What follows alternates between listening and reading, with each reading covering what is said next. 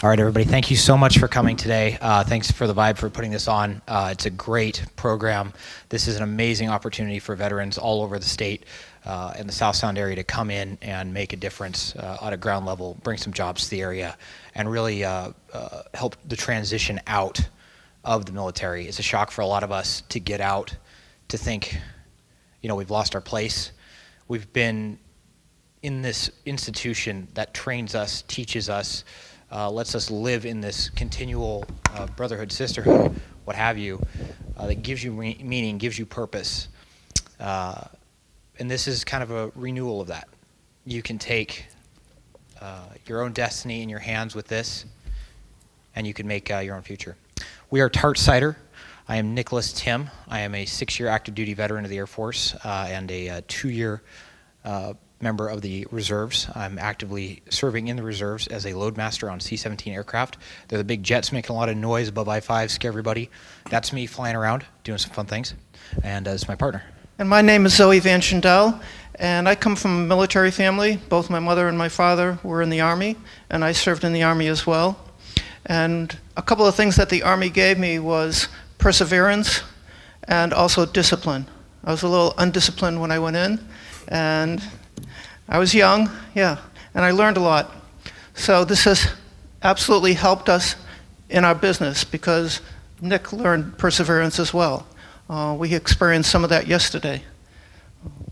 My job in the military, I did a couple different things. SEER instructor, I was a loadmaster, I'm still a loadmaster. Those are zero fail missions. You can't fail. As a loadmaster, this is what I'm going to refer to most because this is the freshest thing. You're in a plane, a $400 million plane, 1 million miles from home. There's people's lives counting on you to either airdrop in valuable bullets, beans, and water, or as little as bringing their trash out. It's a valuable day-to-day mission. That no-fail attitude bleeds over to this. We've come up against this time and time again. It has fought us tooth and nail since we incepted the LLC and tried to bring it into the daylight. Luckily, we're there right now. Yes, so I alluded to yesterday. Yesterday we got some juice for our fermentation, and that juice was about a month late because the delivery company told us they couldn't come into my neighborhood and deliver to my one-car garage. We are the American story, the one-car garage. And I live in a residential neighborhood, and they said they couldn't get down there. But Nick convinced them over time that they could get down there. They could actually drive that big, huge tanker truck into our neighborhood. But that's not only part of the story. Once they were there, we hooked up our pump and started pumping the juice into our tanks. Well, that was an industrial pump. And it started to suck the hose into the pump. That's how strong it was. So we figured out a solution. Nick was going to sit there, and he was going to hold the hose back from the pump while I poured it into the tanks. For an hour and a half straight. So he's a little tired today. Forgive the dark bags under my eyes. But we didn't give up. We pursued, we persisted, we solved the problem, we figured it out, and kept going. And we made it here today with a sampleable product for you folks. I want to talk a little bit about the company, what we're here to do, the team behind it, because as we all know here in the private business industry or in the military, a mission cannot succeed with one person alone. You need a team. And our team is very diverse. It is very deep, and it takes many forms. We'd first like to thank our sponsor, or our mentor, rather, Derek, who owns Odd Otter Brewing. He's given us an enormous amount of support in the last couple weeks, both moral and informational.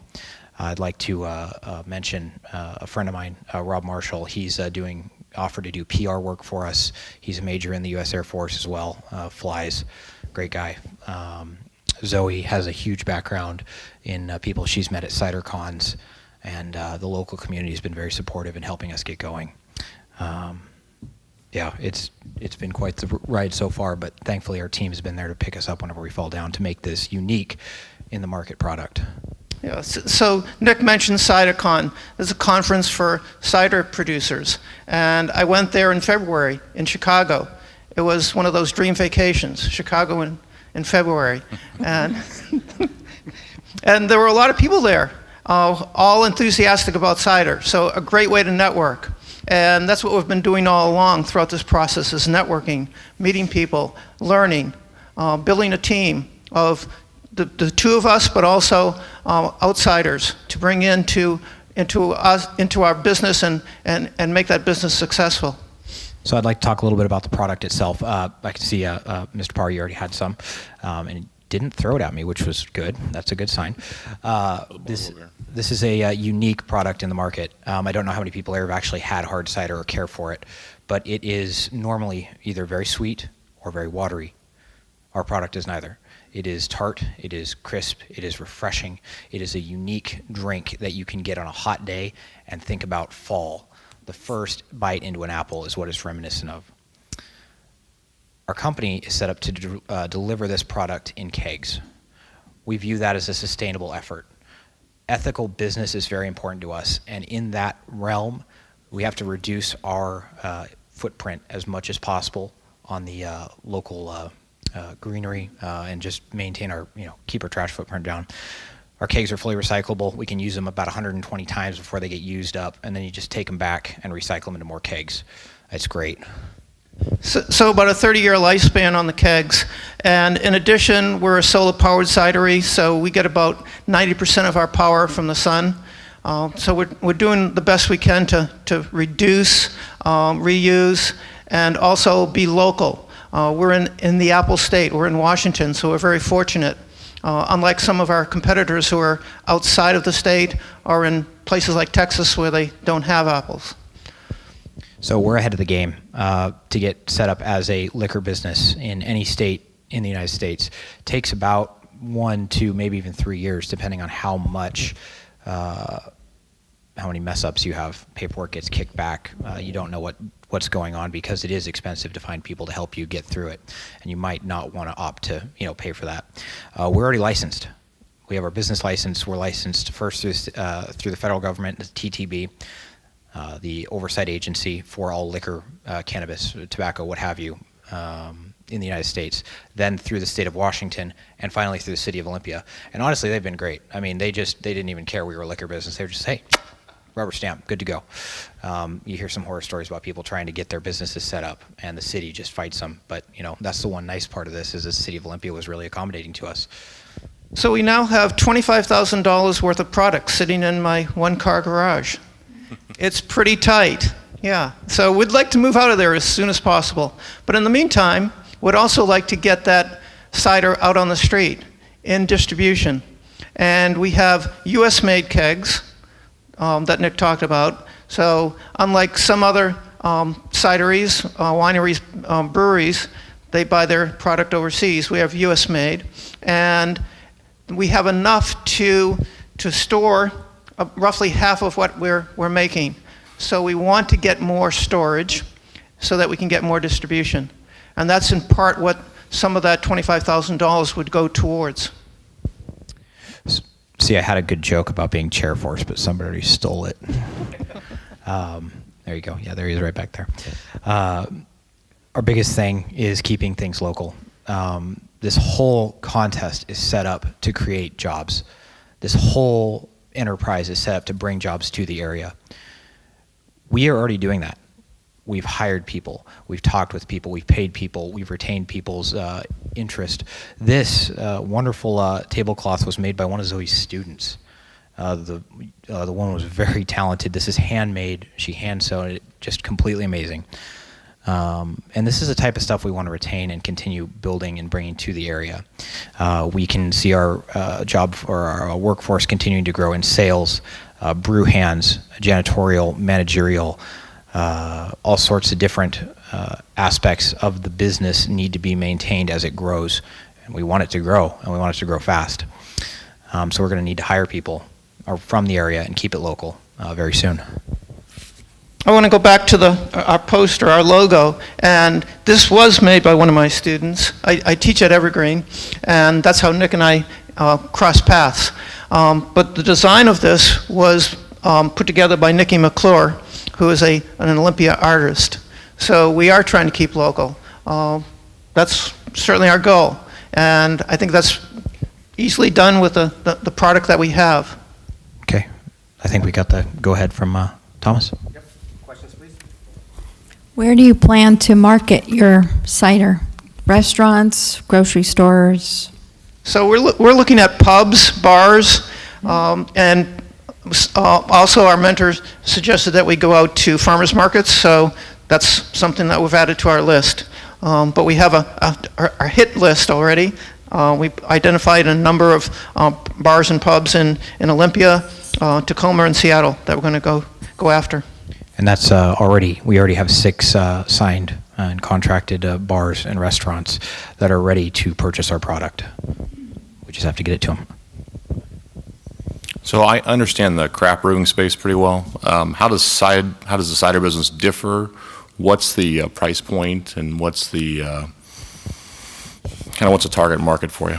So I would say that if we're looking at craft breweries, their life cycle is a little bit older, significantly older than cider. Cider's relatively young. There's not that many producers out there, and there's a lot of opportunity, which is one of the reasons why we have looked at this industry and said, let's get into this industry. Let's not make a craft brewery just like all the other craft breweries out there.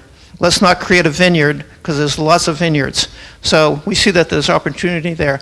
Price point, our 5-gallon keg is about $80, and our 15-gallon keg is about 180.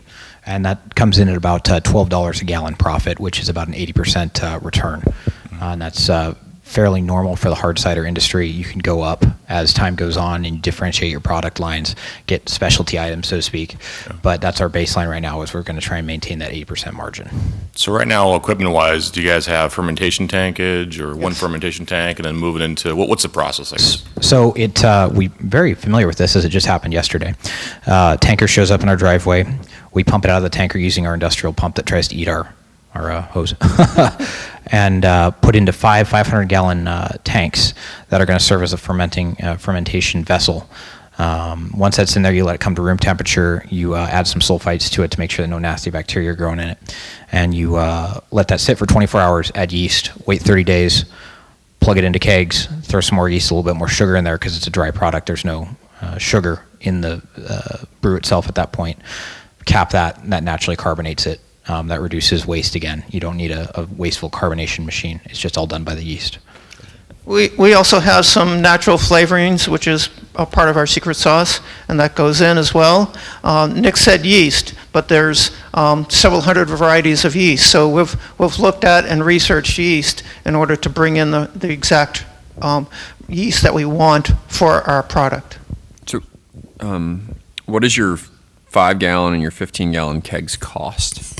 So to make, it comes out, are you talking the product inside? It comes out to be about $3 a gallon. $3 a gallon. Yep.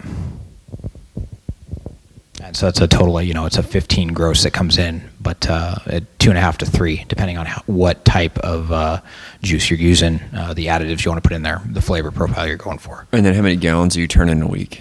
It's on a monthly basis, 2,500 gallons a month, and that goes every month on the dot, every 30 days. We take that fermented cider at that point, plug it into kegs, and start getting that out the door. So the faster we can get a distribution out the door, the faster we can create jobs. The more people we can hire for sales, for marketing. So length of time you've been in business, and how much have you produced so far as barrel count, or however you count it? Sure. And barrel count's fine. We just go by gallonage because it keeps all the numbers straight in our head. We have been in business for 8 months now. We are just now getting around to making it. Our first batch went in at the beginning of this contest, and that's what we were working with. And now we're on to our second one.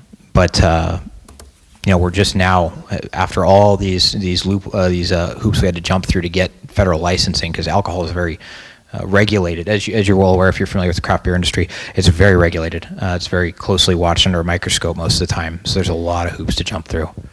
So that's our first commercial batch. Both Nick and I have made non-commercial batches in our basements, elsewhere, for a number of years. I actually started when I was 14 making hard cider. Yes. I grew up on an apple orchard, and it just seemed a natural segue instead of trying to steal beers from my dad. It's apple juice, right? It's just apple juice and yeast. It has considerably improved in taste, though, Yeah. since then, let me tell you.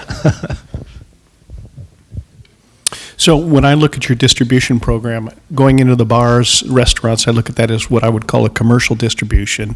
On a retail distribution, that would be on an individual customer basis. Do you have a retail distribution strategy for the product? So retail distribution would be an online store, and in addition, we want to open up a pub.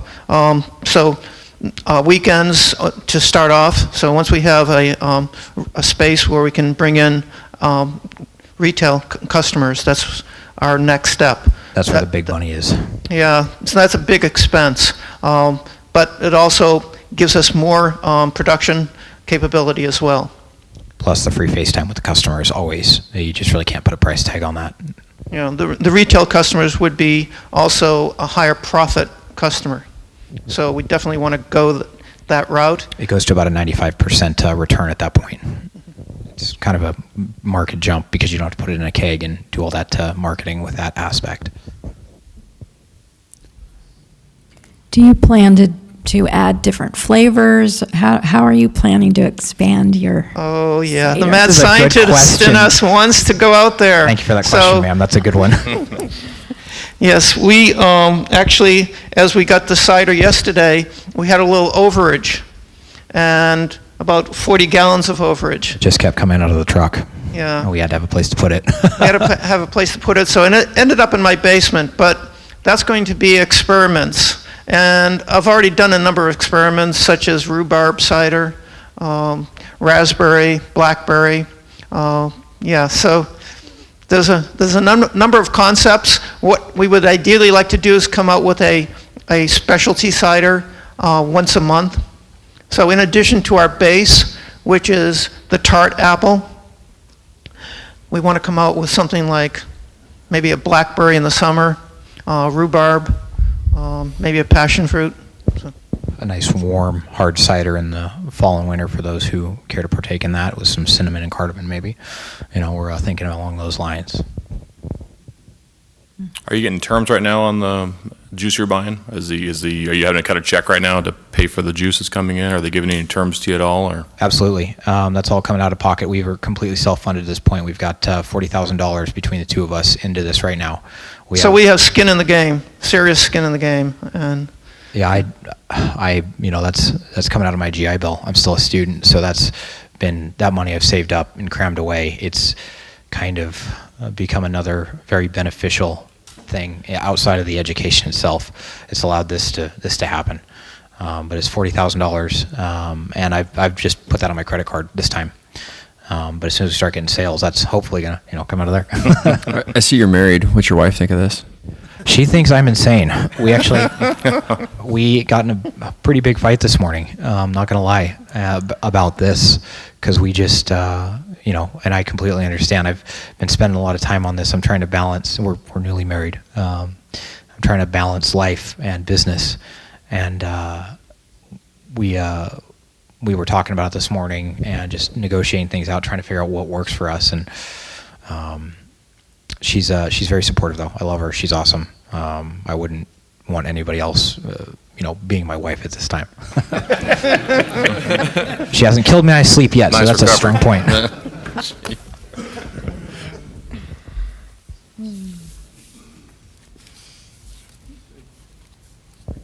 All right, thank you so much for the Thank you questions. very much. I appreciate your time. Thank you so much.